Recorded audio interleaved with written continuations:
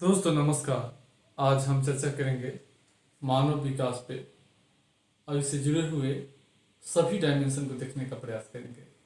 और बिहार सरकार और भारत सरकार दोनों का हम प्रयास दोनों को भारत और बिहार दोनों में मानव विकास के सामने क्या क्या चैलेंजिंग है उसको देखेंगे।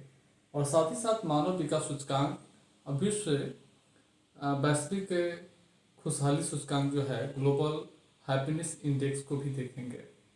सारा डायमेंशन है। यह वीडियो और पीडीएफ एसए और जीएस दोनों में समान रूप से उपयोगी है। पूरी बिहार की जो है बिहार सरकार भारत सरकार के सारे स्कीम को सारे पहल को आप समझ सकते हैं इसके माध्यम से। दोस्तों यदि सत्र में फाइनल सिलेक्शन लेना है तो आप एटम बम बैच ज्वाइन कर सकते हैं। इसका चार्ज 4,000 है। 83 73 98 95 पे संपर्क करके आप बैच ज्वाइन कर सकते हैं। डिस्क्रिप्शन में नंबर होगा, फाइनल होगा आपका। सबसे पहले मानव विकास क्या है यह जानना जरूरी है। मानव विकास लोगों के विकल्पों व विस्तार के साथ साथ प्राप्त होने वाले कल्याण के स्तर को ऊंचा उठाने की प्रक्रिया है।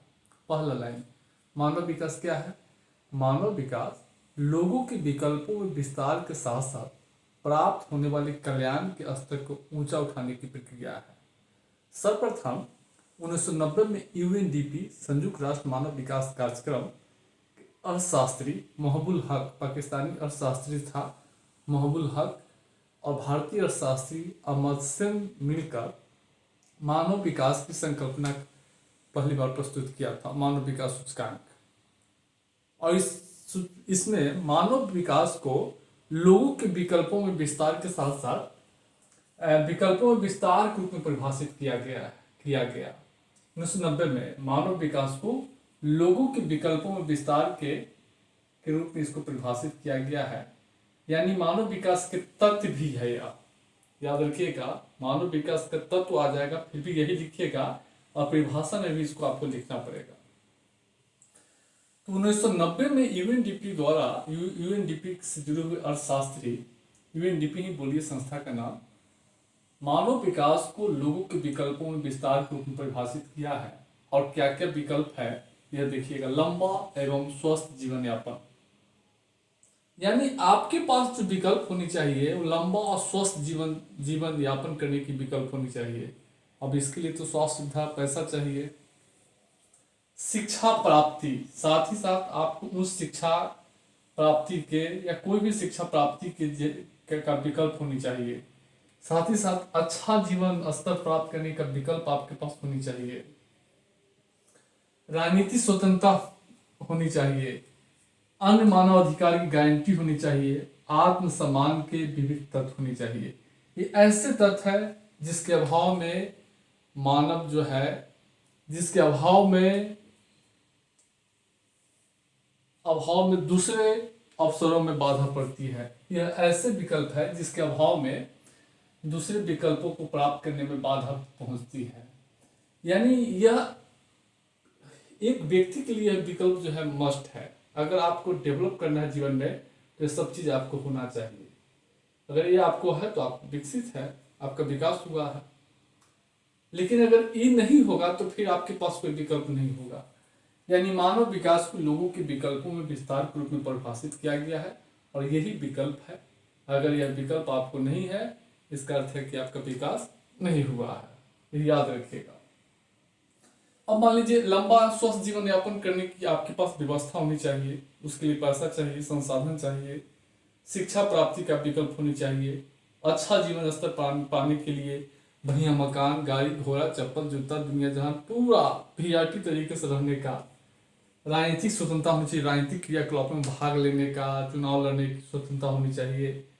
अन्य मानव अधिकार की, शोषण से मुक्त होने का अधिकार होनी चाहिए, खास सुरक्षा का अधिकार होनी चाहिए, भोजन का अधिकार होना चाहिए, रोजगार का अधिकार होना चाहिए, स्वच्छ वायु, स्वच्छ पेयजल इसका जो है अधिकार होनी चाहिए। आत्मसम्मान के विविध तत्व, वैसे चीज होनी चाहिए जिस आत्मसम्मान को जो है मेंटेन कर सकते हैं।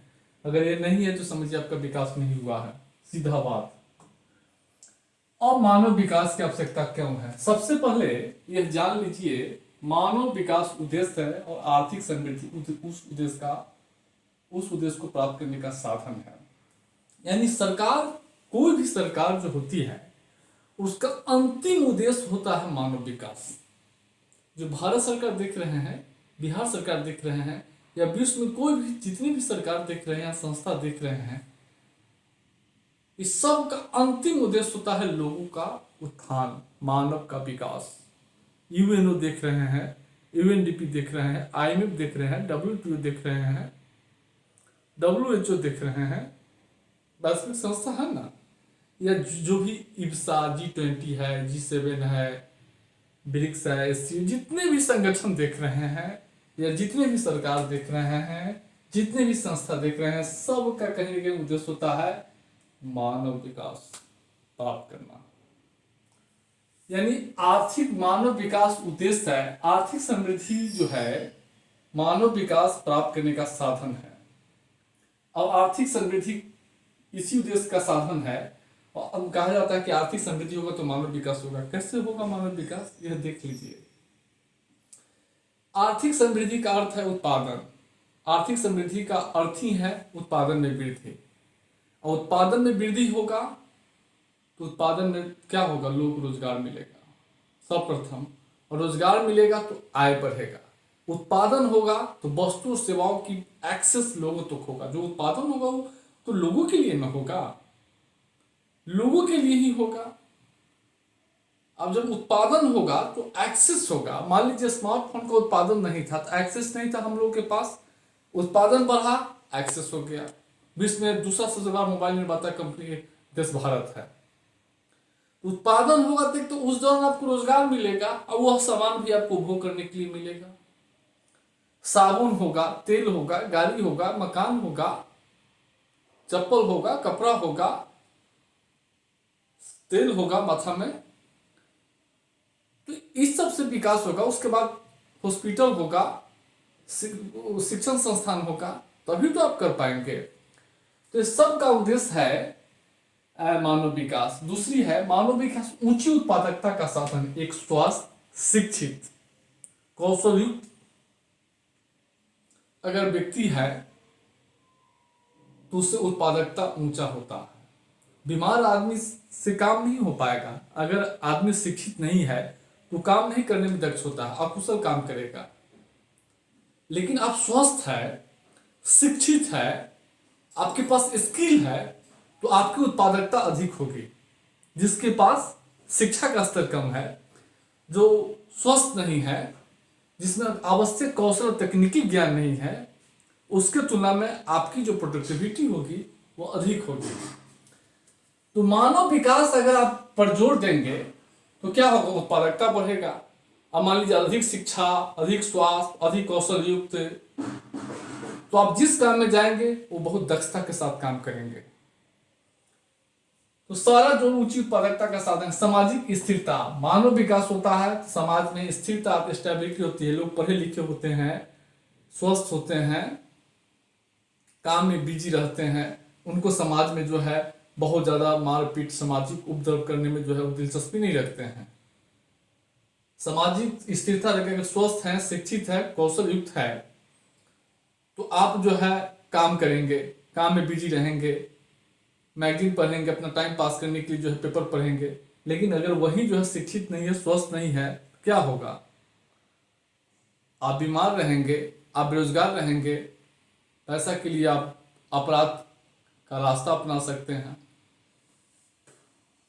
जो सामाजिक स्थिरता होती है और मानव विकास से समाज में सामाजिक उपद्रव को कम करने में सहायक होती है। अब जहाँ शिक्षित लोग होंगे, स्वस्थ लोग होंगे, स्किल डेवलप्ड लोग होंगे, वहां पर जब सांप्रदायिक दंगा नहीं होगा, समाज में झगड़ा झंझट कम होगा, समाज में स्थिरता होगी।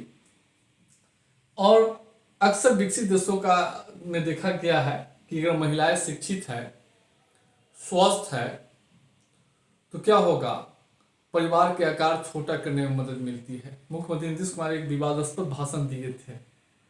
उनका इंटेंशन था कि लड़कियों को शिक्षित किया जाए, इंटेंशन था कि लड़कियों को शिक्षित किया जाए। अगर लड़की शिक्षित होगा, बिहार सरकार इसी रणनीति पर काम कर रही है, कि अगर अधिक से अधिक महिलाओं को अगर हम शिक्षा देंगे तो स्वतः जो है जन्म दर में कमी आ जाएगी। तो महिला अगर शिक्षित होगी, स्वस्थ होगी, तो छोटे परिवार के जागरूक होगी राजनीतिक रूप से, तो छोटे परिवार के फायदे से परिचित होती है। जब छोटे परिवार के फायदे से परिचित होंगे तो ऑटोमेटिक जन्म प्रजनन दर में गिरावट आएगी। तो अगर व्यक्ति का उपयुक्त मानव विकास हुआ है तो परिवार के आकार भी छोटा हो जाएगा। भौतिक पर्यावरण में सुधार, अगर मानव विकास हुआ है, मानव विकास से क्या होता है कि भौतिक पर्यावरण में जो सुधार होता है। अब सुधार कैसे होगा? अगर आपका डेवलप अगर होता है तो आप स्वच्छ ईंधन पर खाना बनाएंगे। जो प्राकृतिक स्रोत है, कच्ची जो है कच्ची जो लकड़ी है, उपला है, गोईठा है, इस पर खाना नहीं बनाएंगे, इस पर नहीं बनाएंगे तो क्या पर्यावरण जो है दूषित होने से बचेगा? जैविक उत्पादों को ग्रहण करेंगे, जैविक उत्पादों की महत्ता से जो है परिचित होंगे। अपशिष्ट जो है कहीं कहीं जो है अपशिष्ट नहीं फैलाएंगे, कचरा नहीं फैलाएंगे, समझ रहे हैं? तो इससे क्या होगा? भौतिक पर्यावरण सुधार होगा।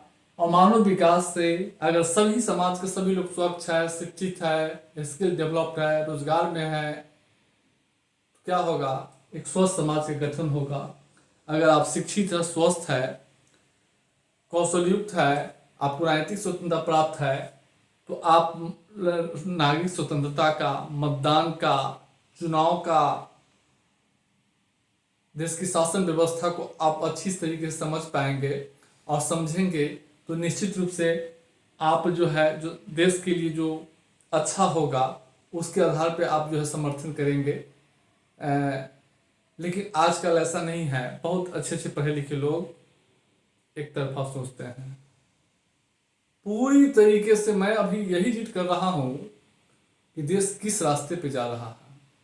बहुत हाई प्रोफाइल लोग बिल्कुल अपने स्वार्थ के आधार पर देश की लोकतांत्रिक मूल्यों को मोड़ना चाहते हैं। मैं तो अभी देख रहा हूं कि देश में क्या चल रहा है उससे कोई मतलब नहीं है। अपना और अपने परिवार के, अपने संपर्क में, अपने चैन के लोगों का लाभ हो रहा है कि नहीं, लोग इस दृष्टि से सोच रहे हैं। राष्ट्र को देखने वाला कोई नहीं। कुछ किसी को जो है अगर कोई कहता है कि हमको राष्ट्र से प्रेम है, प्रकुशला।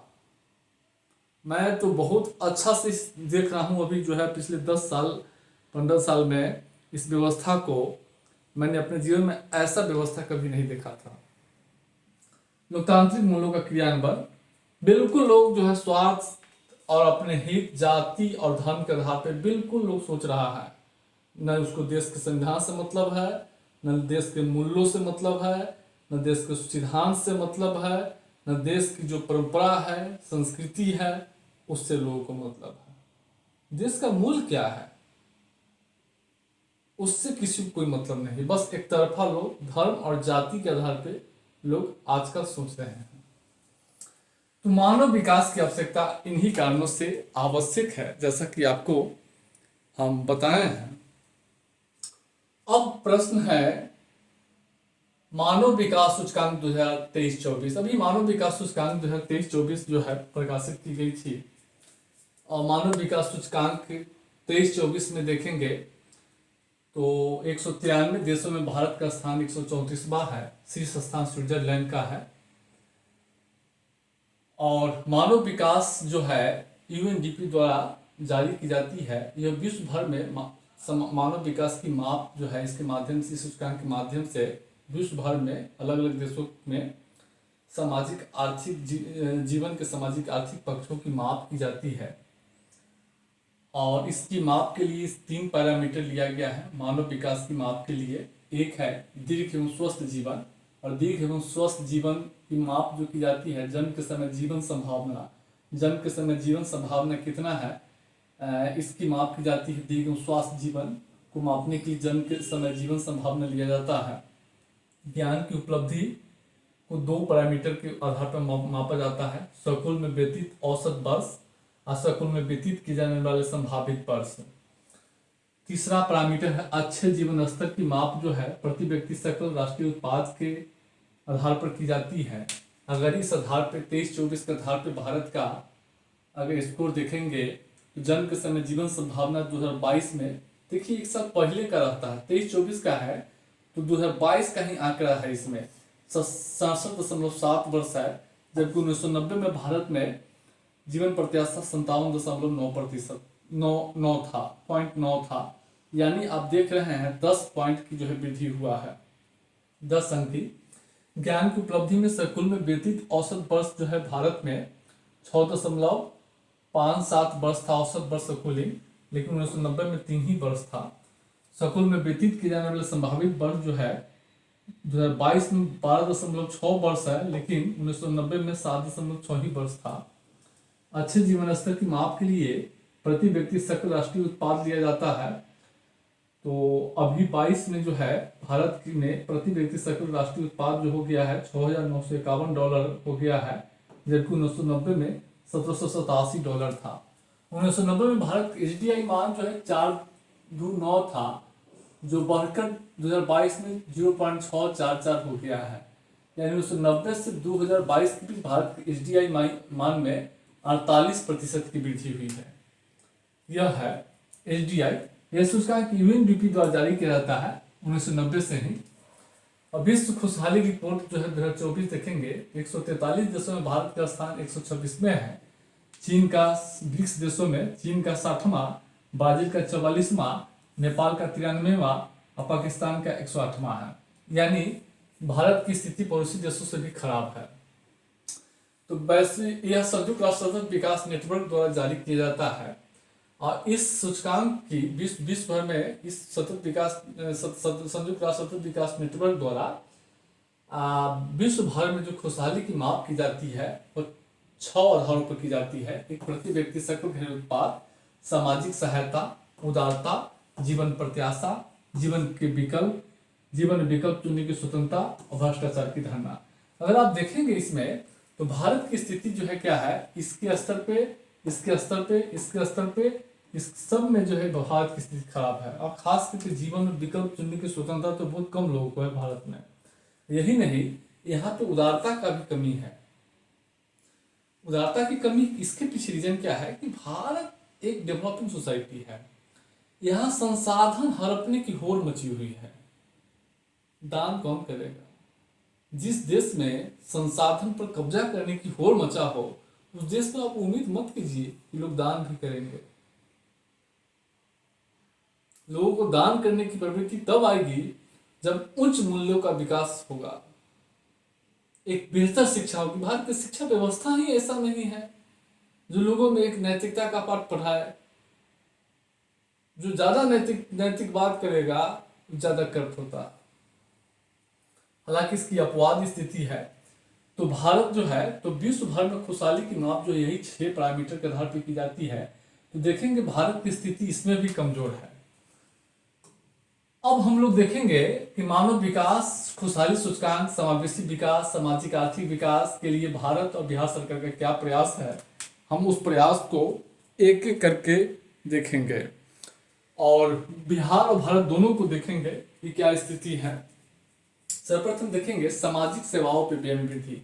सामाजिक सेवाओं में बहुत सारा सेवा आता है, जैसे कि शिक्षा, स्वास्थ्य, पोषण, पेयजल, सामाजिक सुरक्षा, खेल, संस्कृति, अनुसूचित जाति जनजाति कल्याण, अनुसूचित जाति जनजाति और पिछड़ा वर्गों कल्याण, इस सब लोगों का कल्याण इसमें आता है। तो जब भी सामाजिक सेवाओं पर व्यय में वृद्धि हुई, सामाजिक सेवाओं पर व्यय होगा तो शिक्षा शामिल होगा, स्वास्थ्य होगा, पेयजल होगा, खाद्य सुरक्षा होगा, सामाजिक सुरक्षा होगा, अनुसूचित जाति जनजाति, दलित, मतलब OBC सबका कल्याण शामिल होता है। एक प्रॉब्लम क्या है कि अभी बजट, इस बार का बजट नहीं आया है क्योंकि अंतरिम बजट आया है, तो सर्वे नहीं आया है। जुलाई में सर्वे आएगा तो कोई दिक्कत नहीं है, 2-4 को डाटा ओल्ड चलता है। तो भारत 2020-21 में GDP के प्रतिशत के रूप में सामाजिक सेवाओं पर व्यय जो है 7.5% करता था। बिहार में देखेंगे तो 2005-06 से 22-23 के बीच जो है बिहार में सामाजिक सेवाओं पर व्यय में 13 गुना की वृद्धि हुई है। 2005-06 में 31.9% व्यय सामाजिक क्षेत्रों पर किया जाता था बिहार में 2022-23 में बढ़कर 41.3% हो गया है। यानी भारत और बिहार सरकार सामाजिक सेवाओं में लगातार वृद्धि कर रही है। शिक्षा के लिए देखेंगे, भारत सरकार नई शिक्षा नीति लाई है। शिक्षा का अधिकार अधिनियम 2009 है। हाइब्रिड शिक्षा के लिए पीएम विद्या योजना लाया गया है।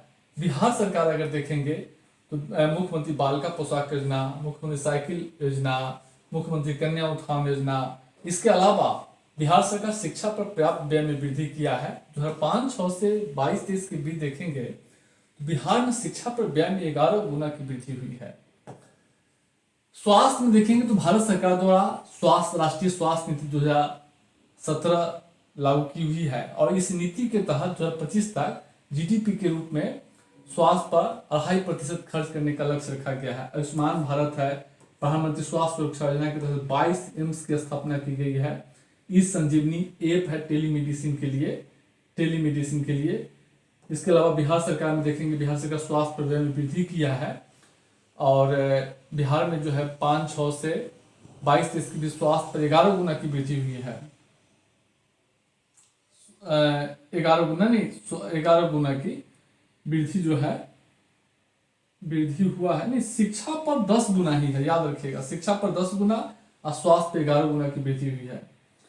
अगर स्वास्थ्य अवसंरचना देखेंगे तो बिहार में 35 डिस्ट्रिक्ट अस्पताल है, 67 रेफरल अस्पताल है, 45 अनुमंडल अस्पताल है, 534 प्राथमिक स्वास्थ्य केंद्र है। इसके अलावा उप स्वास्थ्य केंद्र है, अतिरिक्त प्राथमिक स्वास्थ्य केंद्र है। सबका जाल बिछा हुआ है। 13,000 पूरा स्वास्थ्य केंद्र का जाल बिछा हुआ है। इसके अलावा हर जिले में डायलिसिस केंद्र की स्थापना की गई है। ऑक्सीजन के लिए जो है ऑक्सीजन पॉलिसी बनाई गई है। पीएमसीएच का पुनरुद्धार किया जा रहा है। तो ये सभी प्रयास है। स्वच्छता पेयजल के लिए देखेंगे, भारत सरकार जल जीवन मिशन शुरू किया है। पाइप से जो है हर घर को जो है जल पहुंचाया जाना है। स्वच्छ भारत मिशन है, स्वच्छ भारत मिशन ग्रामीण शहरी। बिहार सरकार लोहिया स्वच्छता अभियान शौचालय के लिए। मुख्यमंत्री पेयजल निश्चय योजना के तहत जो है 7 निश्चय के तहत हर घर में जो है पाइप से जल पहुंचाया जा रहा है स्वच्छ पेयजल के लिए। स्वच्छ ईंधन के लिए देखेंगे तो प्रधानमंत्री उज्ज्वला योजना के तहत रसोई गैस जो है दिया गया है।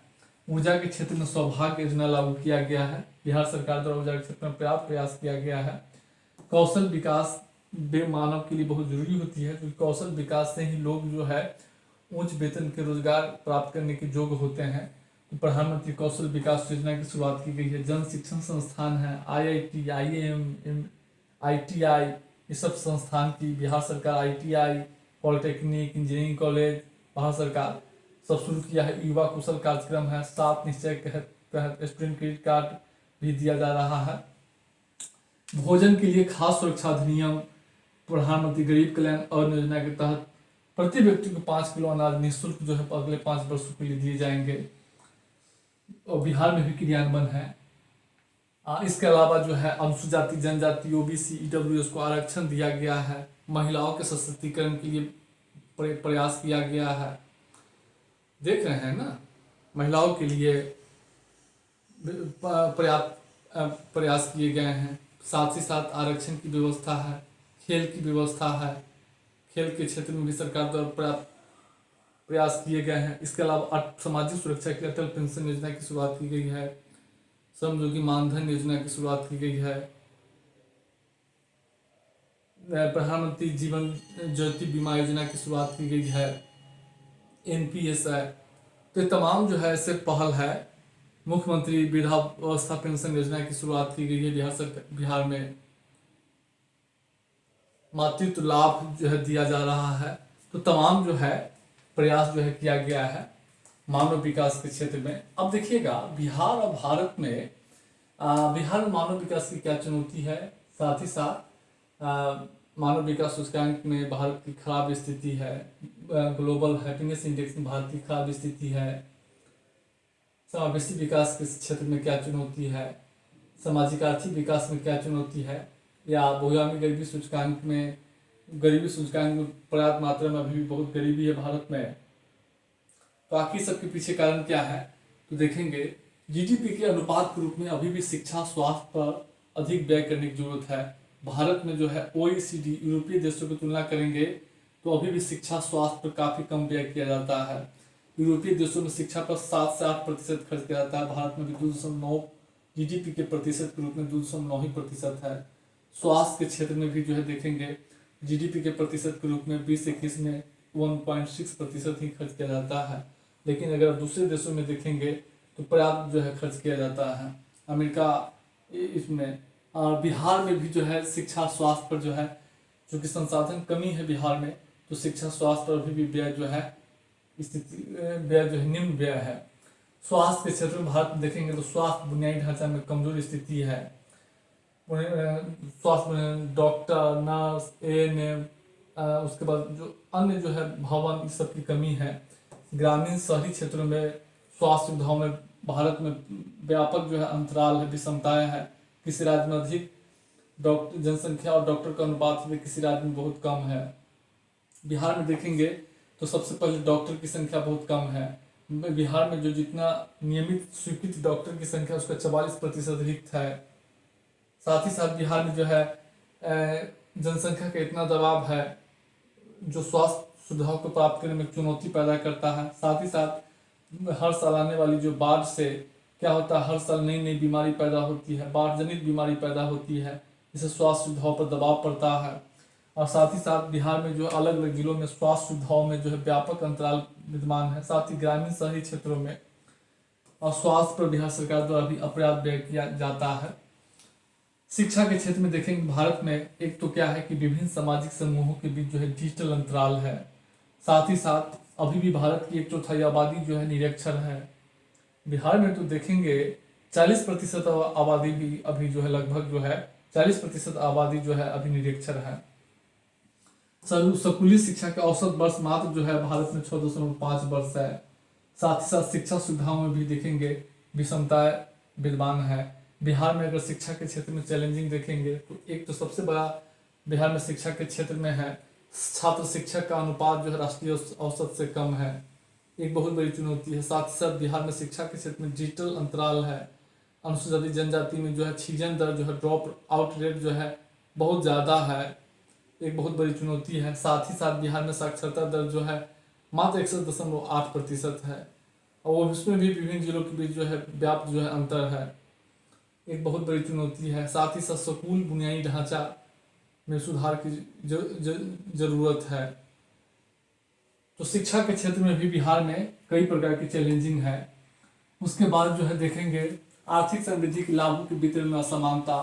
साथ ही साथ भारत बिहार दोनों में भारत में देखेंगे अभी जो है विश्व असमानता लैब रिपोर्ट का एक डाटा आया था। 1% लोगों के पास भारत के कुल आय का 22% है, भारत की कुल संपत्ति का 40% उसी के पास है। 2022 की बात बता रहे हैं, 2024 में रिपोर्ट आया है। बिहार में देखेंगे शिवहर और पटना की आय में जो है में कितना अंतराल है, बहुत अंतराल है, 6 से 7 गुना का अंतर है दोनों की आय में। विभिन्न जिलों की प्रति व्यक्ति जो है जिला सकल घरेलू उत्पाद में जो है काफ़ी जो है विषमता व्याप्त है। साथ ही साथ प्रति 1000 व्यक्ति पर जो है पेट्रोल और डीजल की खपत में या रसोई गैस के उपभोग में कैसे जो है अंतर है। तो आर्थिक समृद्धि के लाभों में जो है एक असमानता है, इसके कारण भी विषमता पैदा हुई है। जिसको अधिक लाभ मिला वो विकसित हो गया, जिसको लाभ नहीं मिला वो गरीब की गरीबी है। तो मानव विकास कैसे होगा। प्रशासनिक भारत और बिहार दोनों में जो है सरकारी सामाजिक आर्थिक विकास योजना है उसमें रिसाव, भ्रष्टाचार, लीकेज की चैलेंजिंग है। तो ये प्रशासनिक दक्षता सुनिश्चित करने की चुनौती है।